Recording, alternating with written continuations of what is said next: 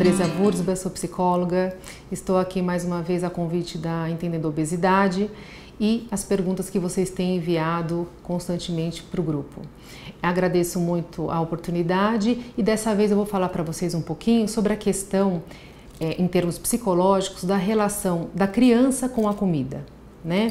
Então, assim, por que estou falando isso? Porque muitas vezes eu ouço em consultório ou através das perguntas de vocês as preocupações acerca da alimentação do filho ou da engorda do filho, o filho está ganhando peso, recebo pacientes que vêm encaminhados para o pediatra, enfim, questões que envolvem muito esta questão alimentar.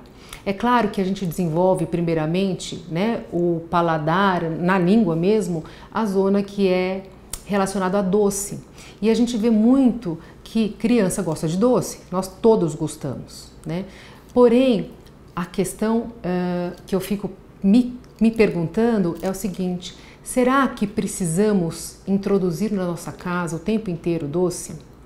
Muitas pacientes que vêm para fazer cirurgia bariátrica ou que vêm para consultar e que refere essa questão de preocupação com peso, eu perguntando um pouquinho sobre o costume alimentar, elas costumam dizer que tem doce em casa, ou tem bolacha, ou tem muito biscoito, ou muita coisa assim, e eu pergunto por quê? Por que você tem tudo isso em casa se você mesma está me dizendo de uma dificuldade em relação a resistir a esses alimentos tão calóricos?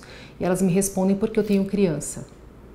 E de onde vem essa construção de que, à medida que temos criança em casa, precisamos ter bolachas, doces, guloseimas? Não tem essa regra, gente. A criança, ela aprende muito por modelo. Não é você falando para ela, e sim você se comportando. É assim que ela vai funcionar. Ela vai absorver muito o comportamento de casa. Se vocês pensarem cada um em relação a vocês mesmos, vocês vão ver o quanto que vocês trazem de um funcionamento familiar, um funcionamento inicial ali com pai, com mãe, principalmente em relação ao costume alimentar, ao próprio paladar, até em relação a mais tempero, menos tempero, vocês vão ver que isso vem lá de trás, né? Então, nesse sentido, é importante que vocês avaliem a forma que vocês estão se relacionando com a comida e qual é a qualidade dessa comida. Não adianta você querer que seu filho coma legumes, verduras, se você não come. Não adianta você querer que seu filho não tome refrigerante se está lá o seu copo cheio de refrigerante. Também precisa pensar em relação à história de premiação através de lanches, né? A gente já vê muito marketing que existe em relação a essa questão alimentar. Então eles compram lanche e ganham um brinquedinho, né? Isso já é um reforço. E muitas vezes a própria família reforça. Então, se você for bacana hoje, se você se comportar bem, a gente vai em tal lanchonete, a gente vai comer tal coisa, né? E normalmente é algo calórico. Ninguém promete para o filho comer beterraba ou brócolis, alguma coisa assim. Então, começa a prestar muita atenção sem precisar falar, sem precisar verbalizar, no sentido de cobrança do filho. Faça isso, faça aquilo, coma aquilo.